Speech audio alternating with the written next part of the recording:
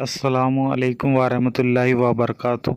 इससे पहले के सबक में हमने चा के साथ आराब लगाए थे, अब हम छा के साथ लगाएंगे।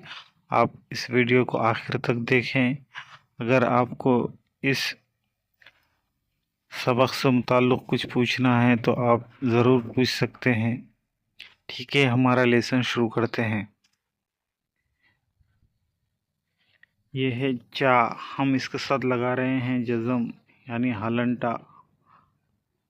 तब ये हुआ साकिन, यहाँ पर देखें जुड़कर यहाँ आएगा, तो ये है छा साकिन। इसी तरह अब हम लगा रहे हैं छा के साथ आ, तब ये बना यहाँ पर छा, क्योंकि यहाँ पर पहले से ही इसकी अलामत लगी हुई है यहाँ, इसलिए जुड़ नहीं रही है, समझे।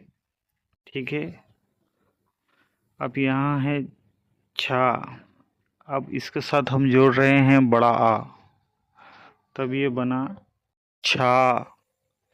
इसी तरह छा के साथ हम जोड़ रहे हैं ई, तब ये बना छी।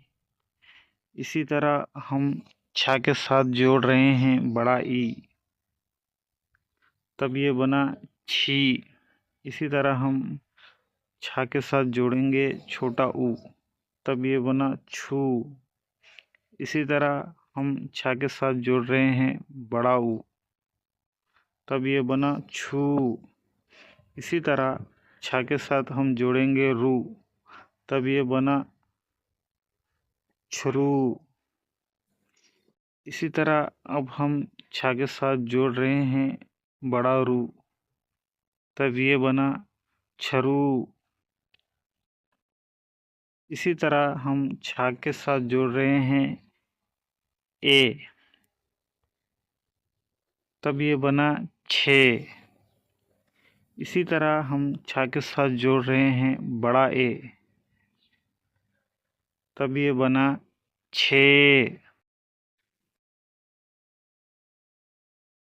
यहाँ अब हम जोड़ रहे हैं छा के साथ आई, तब बना ये छाई।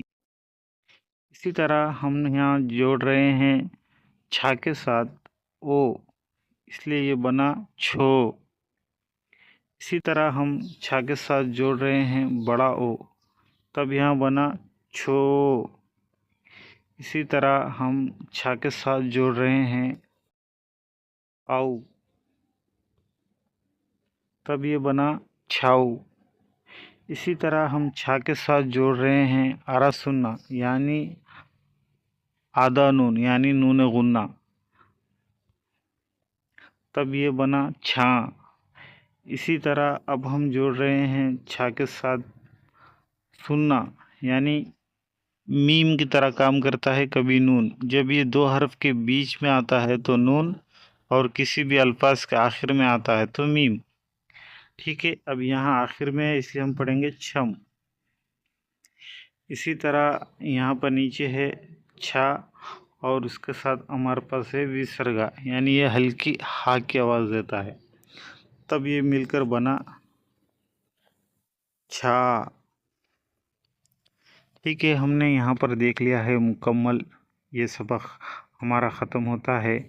आप लोग नए हैं तो ज़रूर चैनल को सब्सक्राइब करें और लाइक करें। आपको यहाँ पर अच्छे अच्छे वीडियोस पढ़ने को देखने को मिलेंगे। आप अच्छी तरह से तेलुगु पढ़ और लिख सकेंगे। हम आगे चलकर गुफ्तगू भी सीखने वाले हैं, और साथ ही साथ हिंदी और अंग्रेज़ी के भी असबाक़ अभी आने वाले हैं। ये जैसे ही मुकम्मल होगा हिंदी और अंग्रेज़ी की तरफ हम आगे बढ़ेंगे। मैं आपसे गुजारिश करता हूँ, आप अगर तेलुगु सीखना चाह रहे हैं तो इसे मुकम्मल देखें, शुरू से आखिर तक जितने भी असबाक़ है देखें। जिन्हें पढ़ना लिखना नहीं आता बिल्कुल भी, वो हजरत के लिए कह रहा हूँ। ठीक है, फिर मिलेंगे नेक्स्ट सबक के साथ। खुदा हाफिज़।